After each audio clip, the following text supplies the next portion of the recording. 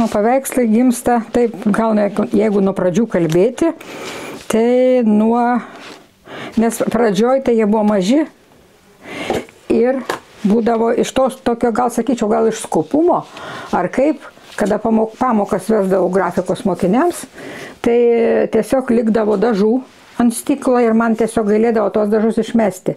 Ir aš darydavau visokias monotipijas.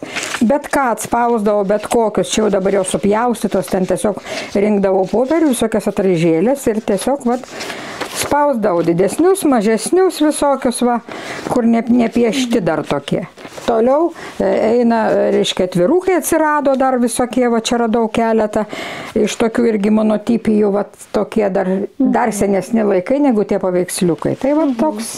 O koks dabar yra tas kūrybos procesas? O dabar pats procesas yra toks, kad...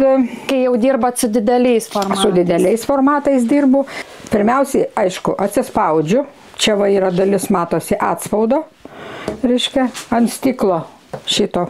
Čia stiklas yra, ant jo uždedu dažus, atsispaudžiu, ten susidžiaunu visus, išdžiūna ir tada jau pereinu, pasižiūriu, kuris man patinka, tą aš jį pasiimu, čia atsinešu ir tuomet pradedu galvoti, kas čia yra. Pasėdžiu ant fotelio savo čia, pasižiūriu, pagalvoju, kartais iš karto, kartais ne visada iš karto ateina mintis.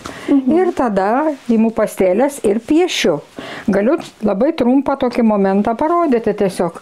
Žiūriu, kas čia gaunasi iš to, nes man kaip ir ta monotipija, ta visa jau diktuoja kažkokią tą idėją, vis tiek savaime tas atspaudas kažkoks. Tai ir piešiu.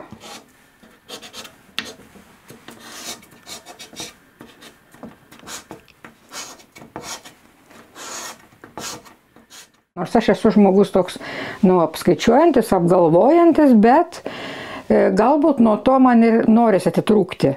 Nuo to galvojimo, popierių dėliojimo, pedagoginio darbo kažkokio tai atitrūkti į tokį daugiau emocinį, jausminį dalyką ir tada aš jau kažkaip tai. Nors tas jausminis dalykas vis tiek jis yra apskaičiuotas kažkiek, kaip matosi, kad aš kelis kartus grįžtu prie vieno to savo kūrinio ir kokia būna nuotaika, tuo ir kartais sugadinu, kartais pagerinu. Jeigu sugadinu, nebepatinka, surenku iš ten, sudedu į papkę ant spintos, laukia savo eilės, praeina pusmetis, vėl aš įlendu į tą papkę, pasižiūriu, o čiagi visai neblogai gavosi tada, gal reikia jį pabaigti.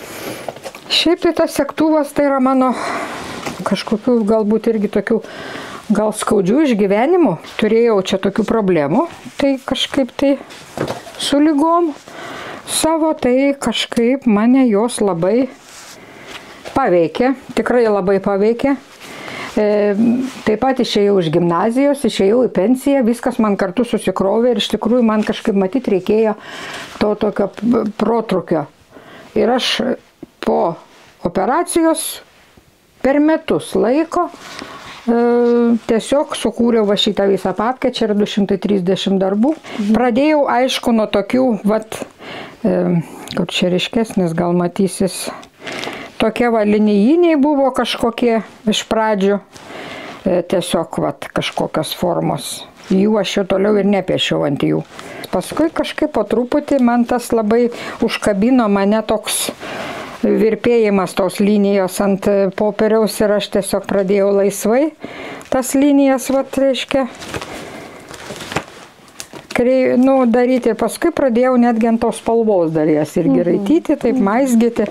Tai ir čia tiesiog jau dabar paskutiniai tie darbai, tai jau yra tokie kaip ir, jau mano to kaip ir pasveikimo iš to galbūt tokio etapo, išėjimo finalas. Be kūrybos, tai gal aš savęs ir neįsivaizduoju, nežinau, nes vis tiek aš visą gyvenimą vis tiek kažką kūriau.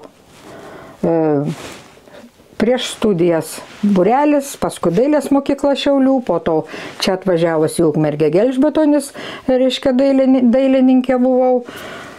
Visą laiką kūriau ir net negaliu net pasakyti, kas man ta kūryba.